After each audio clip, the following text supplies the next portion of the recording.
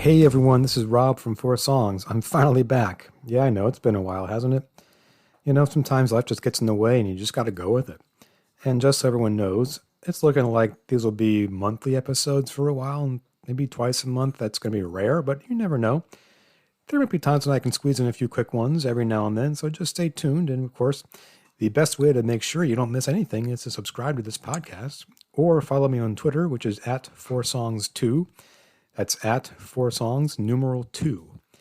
Anyway, I know you're not here to listen to me now, are you? Let's get to the latest episode of Four Songs, and this one's a good one. So think back, way, way, way back in time, like the early to mid 90s, 20, almost 30 freaking years ago, good lord. I used to DJ for my college radio station. Back then it was hard to tell if anyone was listening because there was no internet, there was no Twitter, no texting, no instant messaging or any of that stuff. So, the only way you'd find out if someone was actually listening is if they called in to tell you. Sometimes, just to be sure, I'd play the same song over and over again until someone actually called in because, you don't want to be playing for nobody, right? Anyway, one time I was doing this and a listener actually called in and they had a request, and it wasn't stop playing that damn song. Actually, this one was a good one. He wanted to hear a song from Dar Williams' latest album. Now, there's a lot I don't remember from my college days, but let me tell you, one does not forget the first time they heard Dar Williams.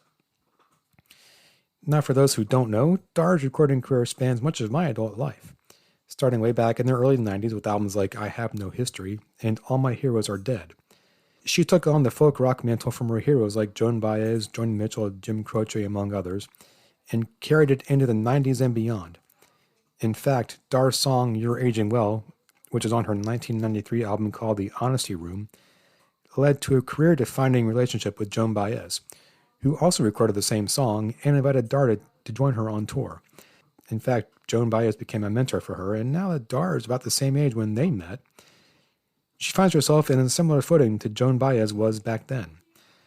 So it's appropriate that here we are, more than 25 years later, Dar revisits the song You're Aging Well on her latest album called I'll Meet You Here, which was released today, October 1st.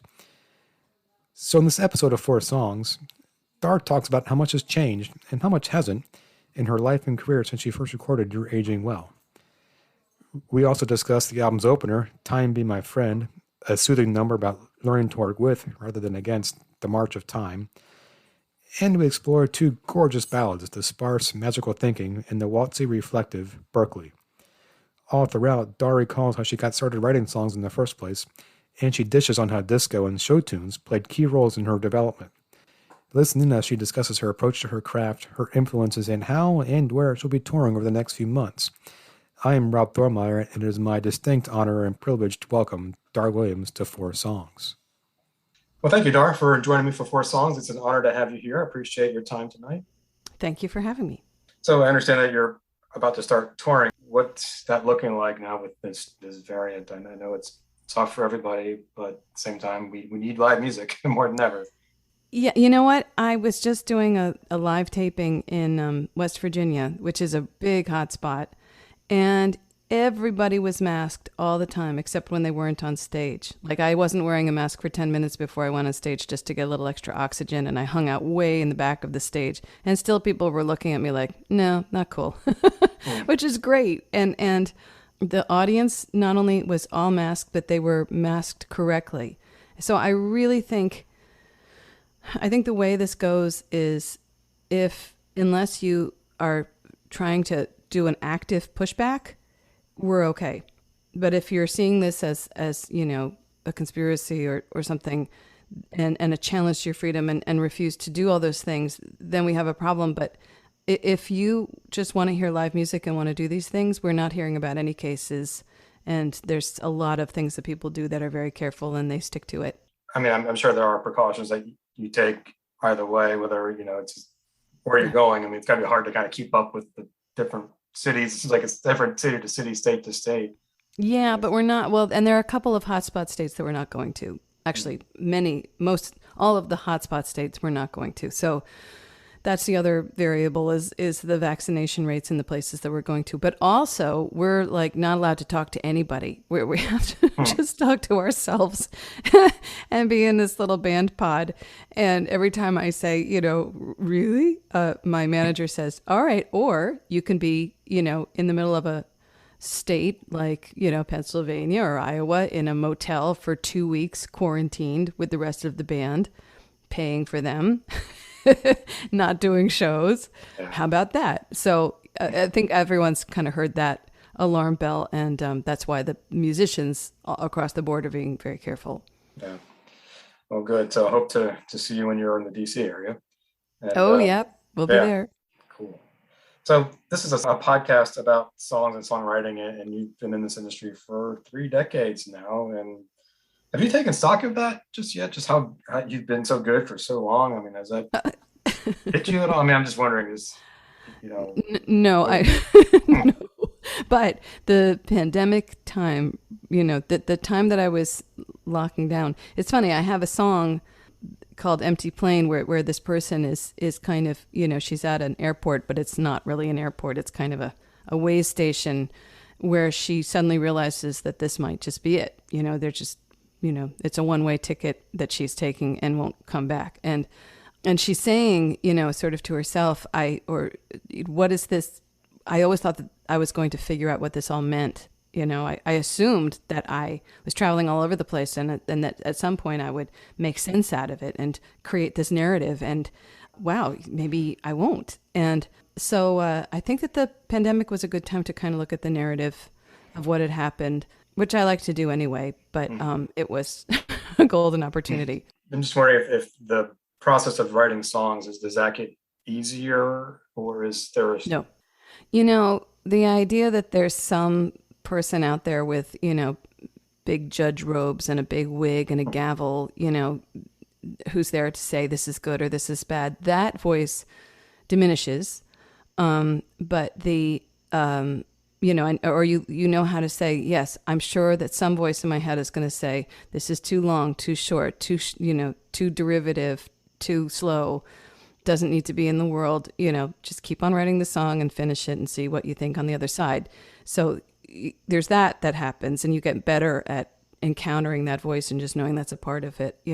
I mean, there's going to be a part of everybody that's afraid to put something into the world because you're asserting yourself, you're putting yourself to the edge of the herd, But then there's this other part of you that even though you've gotten more used to fending off the don't do this voice, life is more complicated. So every metaphor and everything that you're thinking about is more nuanced and more interestingly shaded. And it's I find myself with 5 songs right now that I don't know how to finish or even, get into the meat of, because they could go in all these different directions. And I think that is more a reflection of getting older and life being more interesting and more complicated and harder to pin down in a path of a narrative.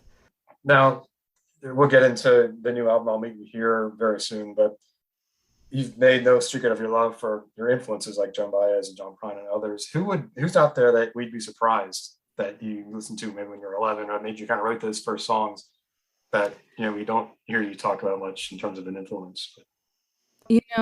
There were 3 things going on in my household growing up. One was classical music that my dad would play, just especially in the basement. He would play opera and sing along. And we would hear his voice coming up through the floorboards. And that gave me a really big love for melody, like rich melody and rich arrangements and harmony.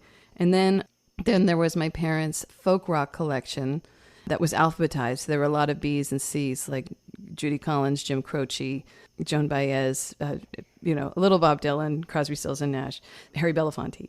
Mm-hmm. And then you would kind of have to dash down to the Simon and Garfunkel or the Mamas and the Papas. But it was very harmonic, very groovy, very, earthy folk rock that we loved. And then, it was disco and pop music. And a lot of, we've come back to visit disco to recognize, I doubt it's really anywhere specific in my writing, but, beautiful music that makes you want to move and dance and move you, whatever the lyrics are, is definitely in me and all of my folk friends. So that was there too. And then I listened to a lot of show tunes because of course I thought I wanted to be a playwright. So I used to choreograph musicals in my parents' living room, like when they went to sleep. I remember choreographing like To Life L'chaim from Fiddler on the Roof, and really, jumping on the couch and coming up with all this stuff. So that's there too. I think that covers a lot of it. So your new album, I'll Meet You Here, which comes out in October, a lot of new songs and it's great material. So you've described this as meeting life where life meets you. And, someone who has tried to control everything and realizing that it's really hard that you can't. So it seems like the theme is just embrace it and just stop trying to control everything you can't control. Is that right?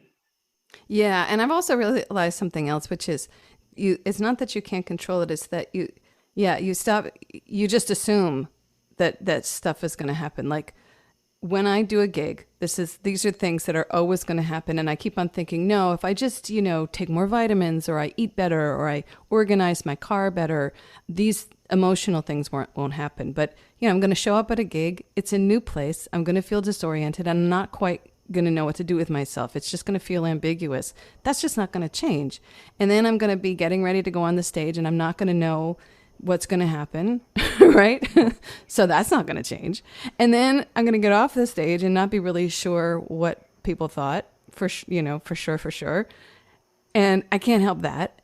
And I think there was this little part of me that's like, if I just figure out how to do yoga or something, I'll master this and I won't have these feelings. And also I get home after a long drive and I'm kind of just out of it for the next day. And I just play a lot of solitaire for a while. And then I kind of get my head back together and, get back into my skin. But like, that's just not going to change. And this idea that I could create little systems, little pulleys and levers in my head to change that just went away during the pandemic. I just thought it was such a different experience of life to not be having that job. And then when I got back to it, I thought, oh, this is like, yeah, I'm just going to feel this way when I do gigs. It's fine. Don't just go with it. Go for a walk. Yeah. So go for a walk. We're talking about 4 songs. So Time, Be My Friend, Magical Thinking, Berkeley, and You're Aging Well. So we'll start with Time, Be My Friend. And so this again kind of gets back to that general theme of just kind of thinking as it comes. And it just sets a tone for the album. I mean, when you wrote this, was just like, okay, here's the opener. Here we go. Is that how it works for you? I think so. It was the first song that I wrote. And okay. I was relieved because it was just, it pinned down something for me that it was after the book and I wasn't sure, I call it like the handle, you have like these ideas like, oh, I'll write a song about dinosaurs. I'll write a song about chocolate souffle. But without that handle of how you're going to get into that thing, a little melodic twist or a little of a phrase, it just turns into thoughts, not a song. So Time Be My Friend was that line came in, Time Be My Friend. And I just thought, what if I treated time like this friend that I had treated really badly, whom I had treated badly? So, by constantly saying like, if I do this, is this going to happen? If this going to happen? So I was able to sort of explore that theme and write the whole song and then know that, the spigot was open and I could write other songs.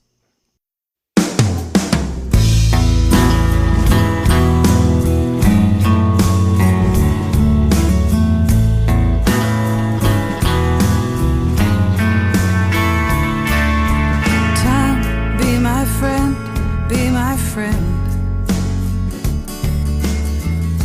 Though I have not been so kind to you, always asked where you were going, though you had no way of knowing or no time. I have not. I like just kind of how that you're just kind of accepting that, hey, maybe I haven't taken advantage of everything, but I can't stop it. So. Right, exactly. Like maybe I haven't, you just actually really nailed something. It's when you do something, there's this little thought that says, was I supposed to do something else? Was something else going to be better? And if you can quell that one, it's, then you have a relationship with time that you can actually live with. Mm-hmm. because it's so relatable. Because I mean, of all the things we want to control, it's probably time is the biggest one, right? I mean, Right, right. I can't think of anything else, and you can't, you can just turn the clock off, but it's still ticking. And I like how that kind of I guess I call it like a pre-chorus.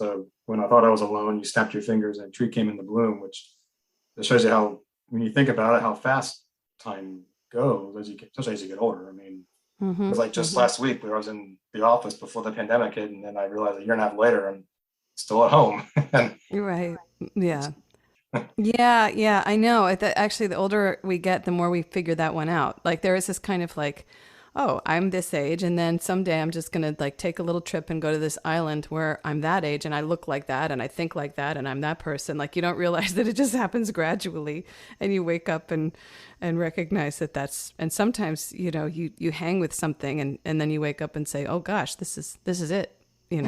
Like if I don't change now, this is all that's gonna be.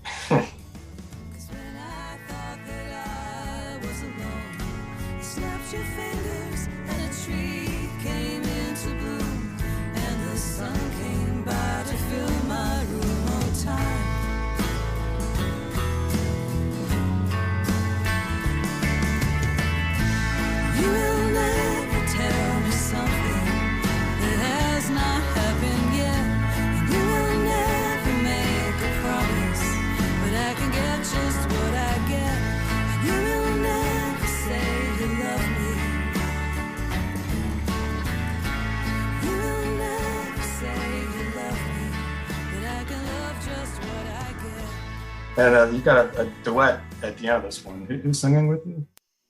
Gail Ann Dorsey. She is a wonderful vocalist, but she's best known as a very, very talented bass player who played with David Bowie and Lenny Kravitz and Gwen Stefani and Joan Osborne and me. It's a good list. Yeah. Yeah. So what kind of spoke to you as like this needs a second voice on this as you were writing it? It wasn't in my writing. It's actually my manager's suggestion, but as soon as she said it, I thought it was a terrific idea and immediately thought of Gail.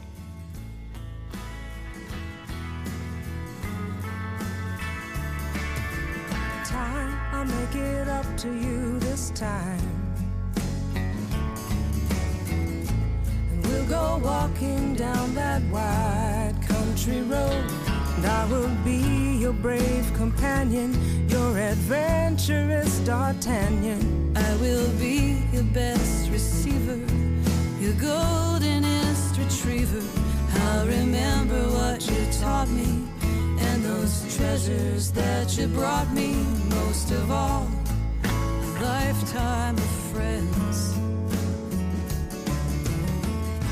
that came together when I asked you to be one of them. Oh, time, be my friend. We're ready to kick off the album. Next song I wanted to just chat about is Magical Thinking, which is a beautiful, sparse number. I like how the soft keyboard that kind of opens it up. And the term magical thinking, though, isn't something you expect to hear on a rock album.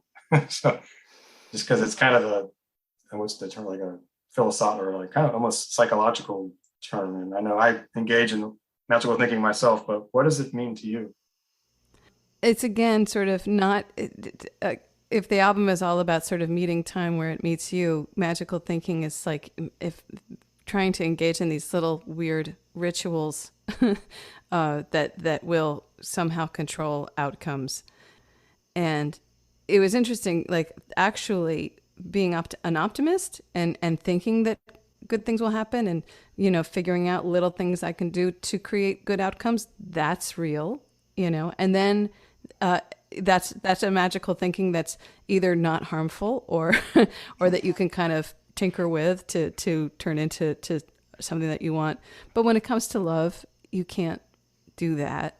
And you find yourself doing more and more bizarre and unrelated little rituals to just change the way a person thinks or feels, or to get that information from them. And it's very poignant to me because, my optimism actually is a really good thing in my life, except when I keep on, except at that moment when you just realize that your eyes are shut and you're thinking for somebody else.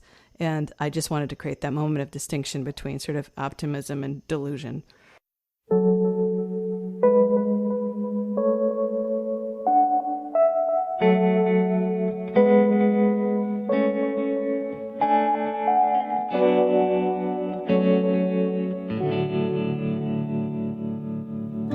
Living in daydreams, yeah, it's not a way to live. You say the rock bed is dry, you say the drought has gotta give. And I can see the rundown station where the trees grow in the tracks. Show me how the roof is caved in. How do you, because the lyrics I feel like fit the song. It's pretty introspective. I mean, how does this song kind of come with your music first and then you put the words around it, or how do you kind of set that tone? That one, I woke up, it was really subtle, and I was like making tea at my stove in my nightgown, and I just went, I know all about this magical thinking that I know, there's that line, and then like very quickly, da da da da da da da da da da da da da da da da. I know all of that. Like, when in doubt, repeat, as Tom Persado Rao says. And so I did that, and it was in that repetition, it sounded like a person doing this thing called perseverance, which is when you kind of just keep on circling around the same thought again and again, and it's not going anywhere, and you know it, but you're stuck in it. And so I'll be waiting for the da da da da da da da. Like they keep on repeating the same thing over and over again, and it's not having a different outcome. And then I was at my friend's house.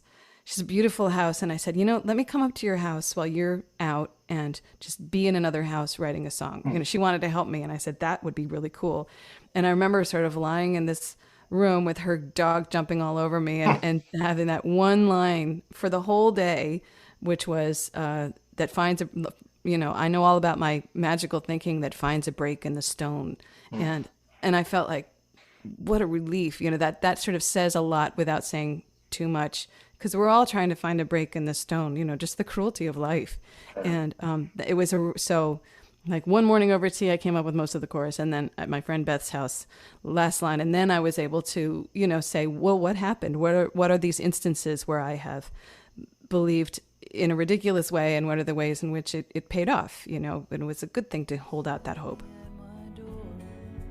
And the creek will run, and I'll be waiting for the train to come, going back to all my magical thinking that finds a break in the stone. And in the light of this reverie, I can see it all someday. It's as clear as any memory, and it's just as far away. To me, the song just kind of subtly builds from there to the end. Just the music kind of gets a little stronger, louder, and and then it kind of hits at that very end when it has that optimism at the, hey, so what? I've been naturally thinking, but it works. And or it doesn't, and then you leave. And then you say, you don't have to. Don't worry. Like she says, don't worry. You don't have to push me away. I get it. I get that this was magical thinking that had no magic in it, and I'm just gonna linger and sort of be with knowing that, hoping and believing, and that I'm okay, and then I'll shove off. Even I know you don't have to say it's time to go.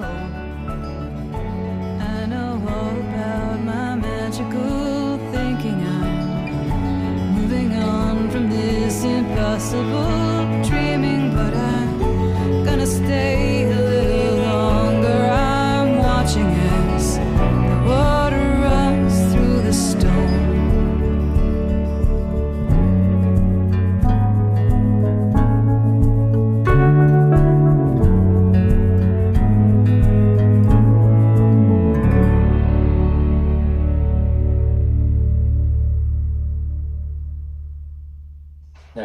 I really love this song, and because I kind of engage in some negative magical thinking at times, like, oh, if I hadn't done that, yeah, I think we all do that too. But it's good to hear, kind of see the other side of like, okay, this can actually work, and that's a good thing sometimes to dream. I mean, that's healthy. Yeah. Well, I have this. I mean, a good example for me would be that I'm constantly believing that we're going to hit this day where we're going to say we did it.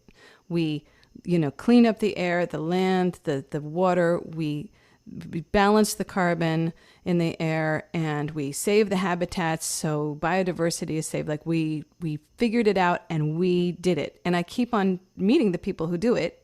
So I know, who do that kind of thing. And I know that they work hard every day. And I have this optimism that we're going to be able to say that in about 10 years. Like, oh, we got to the brink, but we really did it. And I don't think there's any problem believing in that. In fact, I feel like it's essential. But a lot of people would say that that's, I know climate scientists who are like, gosh, I wish I had your optimism, and they kind of have to pump themselves up with a bicycle pump to keep on believing somehow. So I think it's a good thing to have that little battery pack of faith, no matter what people say. Yeah, well, I mean, like you say, sometimes you just need it, because without that. Yeah. With two more songs, I wanted to talk about Berkeley, and this one really stood out to me because I think it's one of the few that's about a specific time and place on this album. Is that about right? Because I know seems like you mentioned you're in Berkeley earlier, and I mean, this just puts you right there at a certain time. So curious how this one came to you. Well, Berkeley in the 80s, I'm not sure what the first line was, but Berkeley, I think it was that kind of weird, kind of carnival-ish kind of melody, like, da, da, da, da, da, da, da, da, da, this kind of circusy waltz. The 60s was a big, tambourine man kind of mystical patchwork time. And I was in Berkeley in the 80s, the late 80s, but, they were fighting tooth and nail to still be in the 60s. And I loved that vision of the people around me. And some people were, shouting at invisible people, and some people were very wise, but in a very bizarre way that was worth entertaining. And, I was meeting friends who were, blowing my mind or just telling me what a vegan was or something. So that was that. And that was a really cool summer. And then I went back on tour a lot of times. And at one point sort of managed to get myself seduced by someone that I ended up being involved with, but nothing was as strong as the time that we spent together in Berkeley. And it was almost like we were in the spell of a belief that two people who shouldn't have been together were, that it worked.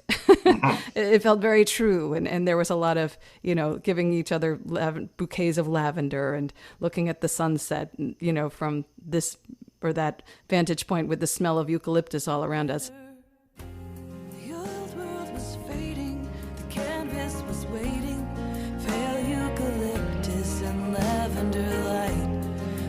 The mayhem, talked with our brethren, they yelled at the sun, and they wandered at night, and everything mattered, all blissed out and tattered, and out of their minds. Whoa, they were out of their minds. Oh, floating out of their minds to find something better. What I really love about this song is just the references. I mean, how you work in Ginsberg and Howell, and just like that doesn't happen by accident. So just the line about Howell is on trial, and like, how hard did you have to work on that? Because I know that's because that could have been like a throwaway line, like where I got this book. But I mean, that just the way that came around, like, wow, that's really good. I mean, well, thanks. I think I was, I lead songwriting retreats where I've tried to turn this into sort of a pedagogy, and I say, okay, you have those first clues, you have that first line, and it has a little feel and some colors and some kind of sense, and you say, what's going on with me? Like, where could this be? Like, oh, this could be Berkeley, because that was a big sort of weird pageant of a time, kind of like this melody. And then you go, okay, so what happened when I was there? Like, what happened? Where did I go? What did I see? And I love the way, everybody wanted to make the pilgrimage to City Lights bookstore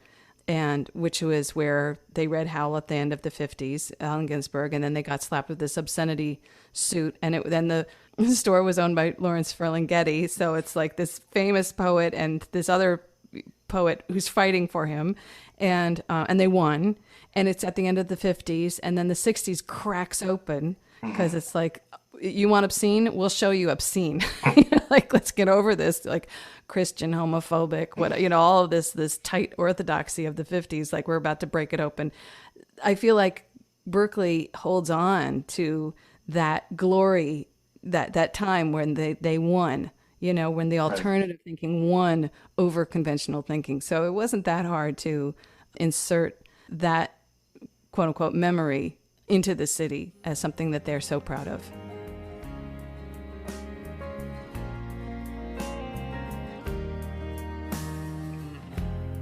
By the bay waters, Berkeley's daughters called me to be an Aquarian child.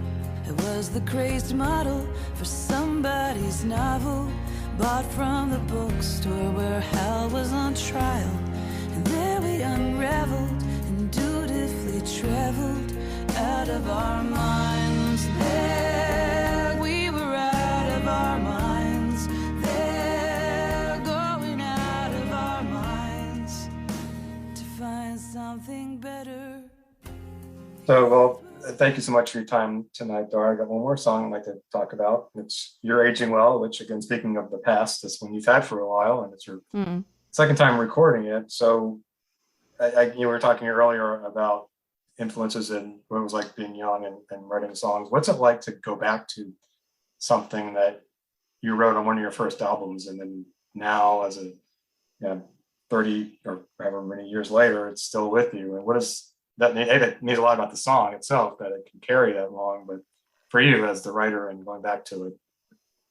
It would have been more of a mind blower if I had stopped playing it for a long time. But, I played it. I wrote the song, and then I sang it as a duet with Joan Baez. And then Joan took me around Europe and through the United States, which was all her. I mean, it was a huge gift. And there are people who show up at my shows who went to a show on that tour. I mean, it's constant. So I'm always getting, and people have birthdays and stuff. So I'm always getting requests for that song. And yet, to answer your question, it's to go in very purposefully and say, I'm going to go in and I'm going to really feel that contrast between the first time I played this and now was wonderful. And I really felt that distance as a good thing. There's so few times, a lot of times we're like, oh, what happened to the time? I thought, no, a lot happened in that time. And it's good. It's my life is richer and more interesting. And it became that way because I've lived in that time and I'm older. And so the other thing that was really cool was to do all that math that we were doing in the studio, where I realized that I was the same age recording it as Joan was when she took me on the road, which, she seemed so different. She was like, a cool older sister. She was always like groovy, but she still seemed, like in a different world. Well, she was. I mean, she's also incredibly famous. But so we felt that, that now I am in the same place that she was, and how am I similar, and what did I not know at the time? And it's also the 25th anniversary of writing and putting that song out.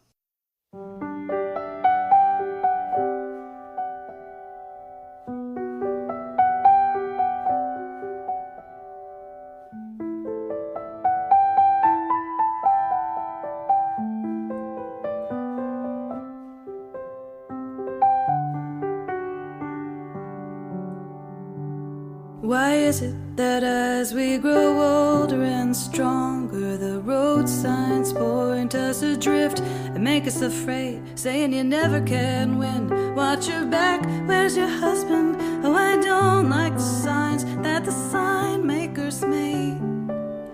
So I'm gonna steal out with my paint, my brushes. I'll change the directions, I'll hit every street. It's the Tinseltown scandal, the Robin Hood vandal. She goes out and steals the king's English. So one thing I'm curious about is when I think to songs I liked 25 years ago, and I was 20, I guess, I don't know. And when I hear them now, some resonate and some don't, but the ones that resonate just mean so much more to me. And I don't know why that is, but I'm doing as when you were listening, as you wrote the song that many years ago, is there a line that you wrote then that you think now, like, wow, that resonates more now than when I first wrote it? Like, how was I that present? Yeah, I would say like that she says, I'm so glad that you finally made it here with the things you know now that only time can tell. She said, I'm so glad that you finally made it here with the things you know now that only time can tell.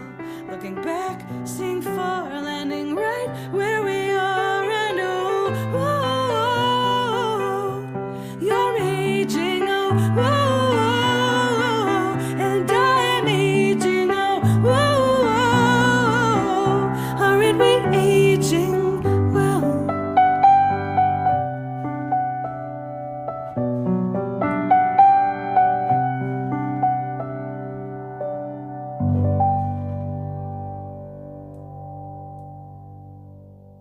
That was a guess when I was 26 or 27. But then it was, I think that that was the whole idea that, you kind of weave your voices together. And I think I probably knew that because I'd had therapy, that you have to kind of take the good and the bad and you weave it all together and that's you. But I think that idea of, things that that you couldn't have known before resonates. I feel that inside, and also just that idea of the woman of voices who comes around the corner. Like I was talking to an artist, and she'd been dealing with a really stalkerish journalist who was like a friend, had made herself a friend and stuff. And I had done that rodeo, and I said, this is really what I want you to know that I experienced. Like, this is going to go on for years if you don't stop it now. And this is the way they're going to get into your head. And there was so much parallel stuff. And she said, you're so wise. And I was like, oh my gosh, I'm so glad that like horrible stalkerish experience is helping me. I was just like, oh, I know what this is. Let me explain this to you. This cannot happen. And she's going to scream and she's going to yell and she's going to, poison you to other people, and you just stay the course until she rinses out. And it was so amazing to have this young artist say like, wow, I really look up to you or something. I thought, oh, this is called wisdom. Oh, that's what it feels like. All right, good. I'll try. Good. Then I will be wise. Well, I know a woman with a collection of sticks. She could fight back the hundreds of voices she heard. She could poke at the greed. She could fend off her need. And with anger she found she could pound every word.